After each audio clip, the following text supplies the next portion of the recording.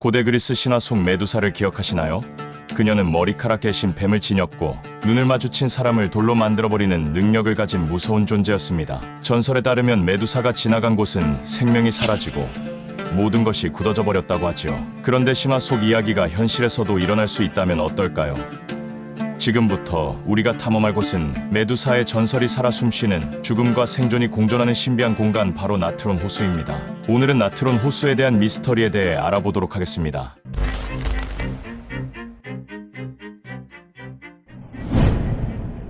나트론 호수는 20세기 초반 유럽과 미국의 여러 탐험가와 지리학자들에 의해 조금씩 알려지기 시작했습니다. 그들은 탄자니아의 다양한 자연환경을 연구하기 위해 아프리카 내부 지역을 탐사하던 중 나트론 호수를 목격했고, 나트론 호수의 독특한 환경을 연구해 나갔습니다. 붉은색 물과 그 주변에서 발견된 돌처럼 굳어진 동물들의 사체는 신비로우면서도 공포심을 불러일으켰죠. 이렇게 놀란 것은 연구자들 뿐만이 아니었습니다.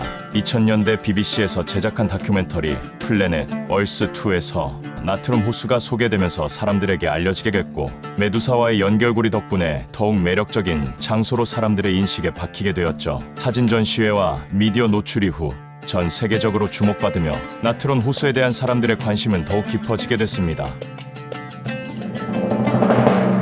사람들이 나트론 호수를 구글에 검색하면 나오는 그림은 온통 빨간색뿐입니다. 마치 피에 물든 것 같은 느낌의 공포를 주는데요. 우리가 생각하는 일반적인 호수의 모습과는 다른 나트론 호수, 왜 붉은 빛을 띠는 걸까요? 그 이유는 호수 안에 탄산수소 나트륨이 있기 때문입니다.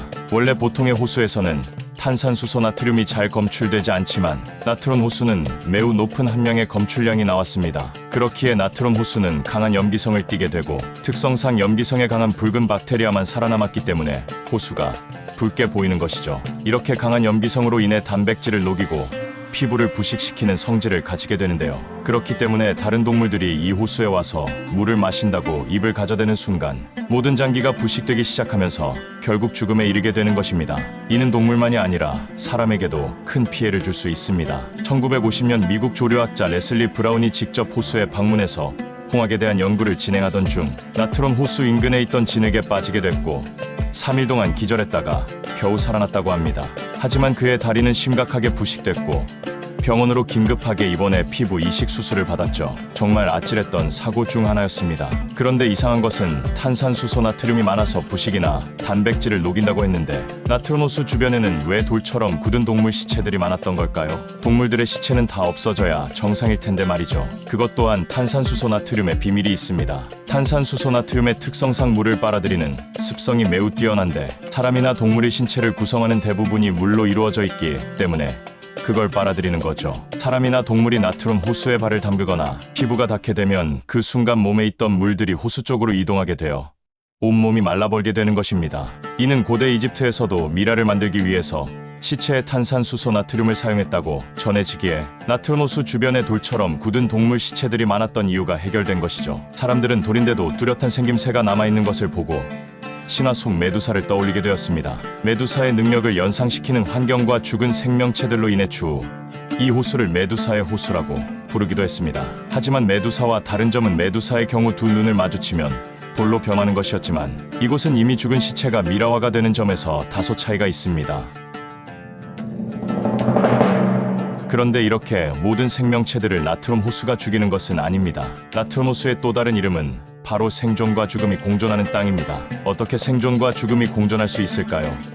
지금까지로만 보면 죽음만 있어 보이는데 말이죠. 이런 극한 환경 속에서도 살아가는 생명체는 과연 누구일까요? 나트론 호수에서 사는 생명체는 바로 홍학입니다. 홍학은 이곳이 자신들의 서식지라고 하죠. 어떻게 이런 환경이 홍학에게는 서식지일 수 있을까요? 홍학을 자세히 보시면 그 모습에서 이유를 찾을 수 있습니다. 그들의 가늘고 긴 다리는 부식성 있는 물에 저항력이 있기 때문에 호수에 아무리 들어가도 안전하게 생활할 수 있습니다. 홍학 입장에서는 자신들은 입장이 가능하지만 다른 맹수들은 입장이 불가능하기 때문에 오히려 좋아할 수밖에 없는 환경인 것이죠. 그러나 홍학도 긴장을 놓치면 한순간 미라가 될 수 있습니다. 그들에게 있어 긴 다리에만 저항력이 있는 것이지 몸통이 호수에 빠지게 된다면 그것 또한 다른 조류와 마찬가지로 미라가 됩니다. 그렇기 때문에 홍학에게도 안전하지만 안전하지 않은 그런 서식지인 셈이죠. 생명과 죽음이 한 공간에서 충돌하며 만들어내는 이 놀라운 대비가 나트론 호수를 더욱 신비롭고 무서운 장소로 만들고 있습니다. 사람들이 나트론 호수에 대한 호기심을 주체하지 못했을 때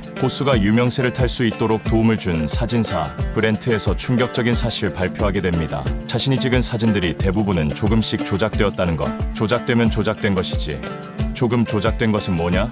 라고 하실 텐데요. 사실 동물의 미라는 실제로 나트론 호수에 있던 미라들이며 보존 상태나 사실적 묘사가 너무 잘 되어 있었기에 그것을 나무 위나 돌에 얹어서 사진을 찍었다는 것입니다. 이 사실에 몇몇 사람들은 실망을 했지만 그곳에서 발견된 동물들의 미라는 자연적으로 형성된 것이었고 이 극단적인 환경 속에서 자연이 만들어낸 놀라운 현상임은 부정할 수 없었기 때문에 크게 개의치 않는 분위기였습니다. 나트론 호수는 단순히 하나의 관광 명소가 아니라 자연의 강력한 힘과 경이로움을 보여주는 상징으로 남아 있습니다. 인간의 손길이 닿지 않는 이 신비한 공간은 여전히 탐험되지 않은 미스터리로 가득 차 있으며 앞으로도 많은 이들의 상상력을 자극할 것입니다. 지금까지 메두사의 저주 나트론 호수에 대한 미스터리였습니다. 오늘의 내용이 재밌으셨다면 구독과 좋아요 부탁드립니다. 시청해주셔서 감사합니다.